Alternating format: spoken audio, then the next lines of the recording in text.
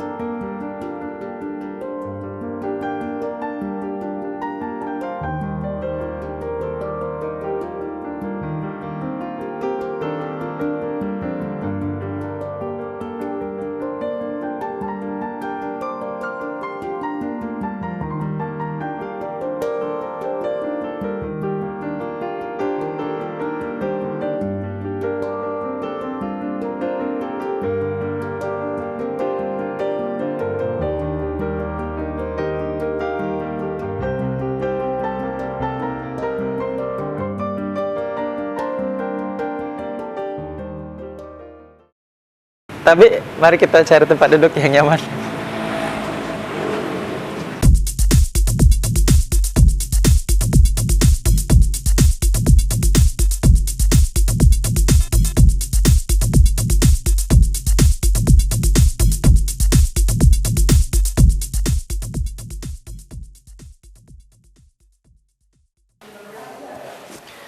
Assalamualaikum warahmatullahi wabarakatuh. Pemirsa setia Net TV Sulsel dimanapun Anda berada, berjumpa lagi dalam program Bukan Perempuan Biasa hanya di Net TV Sulsel.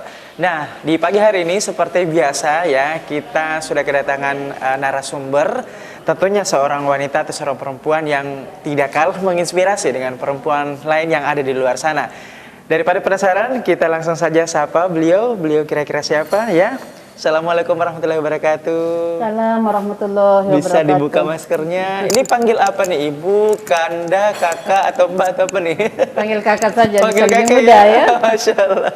Iya, jadi saya panggil kakak nih ya. Ya.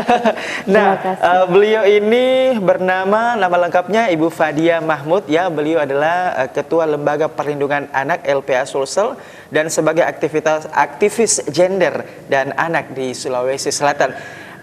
Fadia Fadia Mahmud.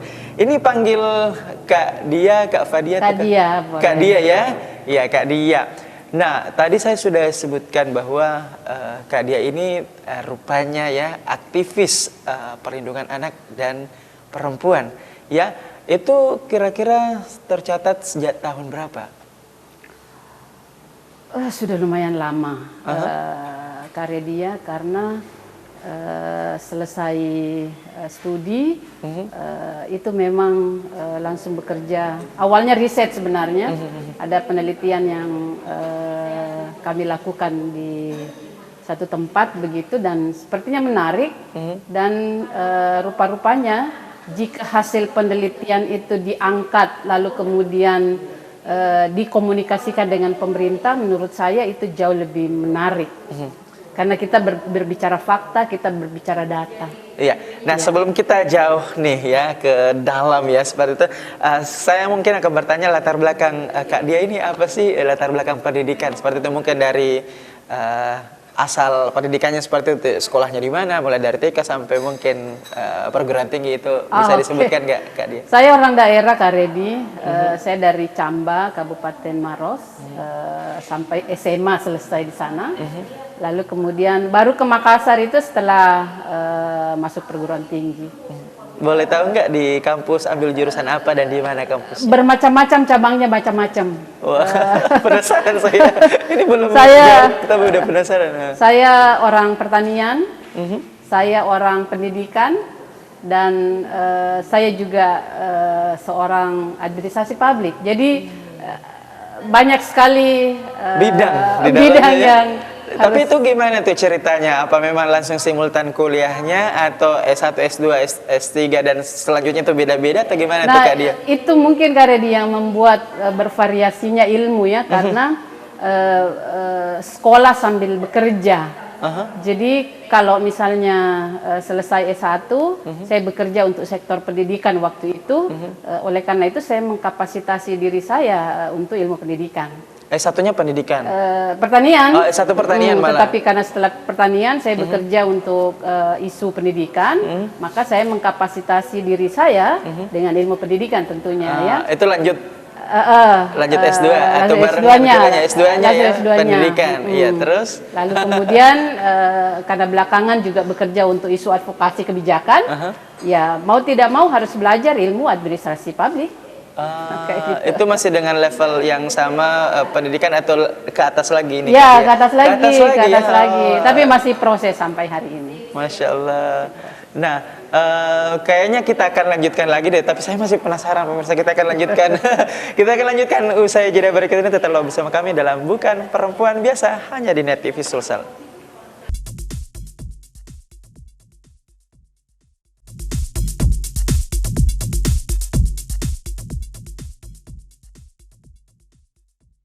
Anda kembali menyaksikan Bukan Perempuan Biasa, masih bersama saya Redia Zahra dan tentunya Kak Diah atau Fadia Muhammad selaku Ketua Lembaga Perlindungan Anak Sulawesi Selatan ya, seperti itu. Oke, saya ingin bertanya nih mengenai lembaga yang sekarang Kak Diah ini berkecimpung di dalamnya. Kalau nggak salah tadi saya sebutkan itu Lembaga Perlindungan Anak dan Perempuan. Ya. Itu awal ceritanya kenapa bisa sampai ke sana tuh Kak Diah? Waktu itu bersama teman-teman mahasiswa di Universitas Muslim Indonesia ada penelitian tentang anak jalanan di Kota Makassar, dan kemudian ternyata usia-usia anak 12-15 tahun itu mereka bekerja di jalan, mereka menjadi pengasong di jalan, ada bermusik di jalan. Lalu ternyata teman-teman kami waktu itu tertarik untuk melakukan penelitian. Dan ternyata rekomendasinya di tahun 98 waktu itu butuh satu lembaga yang independen bekerja untuk mendorong kebijakan yang berpihak kepada kepentingan terbaik anak. Karena saya kira kita paham bahwa anak-anak adalah aset, anak-anak adalah amanah. Tentu tanggung jawab kita orang dewasa bagaimana memperbaiki aset ini supaya kualitasnya jauh lebih baik. Jadi itulah yang menjadi dasar sehingga pada saat itu seluruh stakeholder yang ada di Sulawesi Selatan, pemerintah, akademisi, NGO waktu itu dan termasuk media, kawan-kawan media bersepakat untuk kemudian membentuk namanya Lembaga Perlindungan Anak Sulawesi Selatan.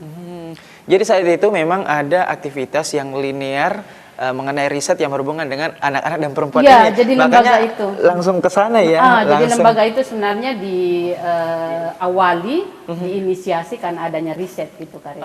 Jadi begitu awalnya ya. Jadi memang awalnya akademik ya, seperti itu akademik dan memang ada panggilan hati juga. Betul. Seperti itu.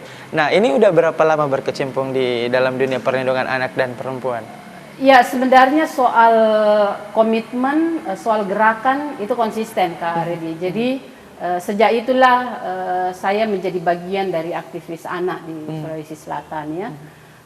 Lalu kemudian LPA itu bekerja mendorong kebijakan. Jadi tugas kami sebenarnya adalah membuat gelisah pemerintah bahwa ada rupanya anak-anak di Sulawesi Selatan yang juga membutuhkan perhatian yang serius, gitu. Nah, butuh regulasi untuk mendukung itu, butuh program kerja yang real, butuh dukungan anggaran yang nyata gitu, dan butuh perspektif tentu para penyelenggara pemerintahan.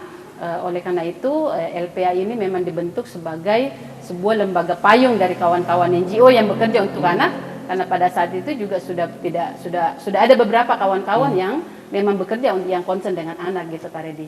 Iya, ini berbicara mengenai perlindungan anak dan perempuan, ada kata perlindungan di situ di dalamnya.